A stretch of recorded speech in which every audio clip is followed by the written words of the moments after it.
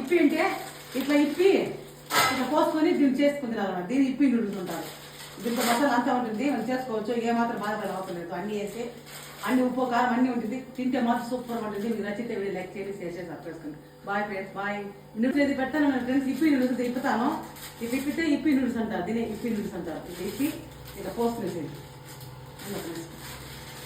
అమ్మా హెల్త్ చూడండి friends, ఇప్పేసాను. Yippee noodles ఇప్పేసా చూడండి ఫ్రెండ్స్, ఇప్పి పోయేసాను. ఇప్పి నూడిల్స్ ఇప్పి పోయేసాను. దీంట్లో ఇప్పుడు కళ్ళలో వేస్తాను.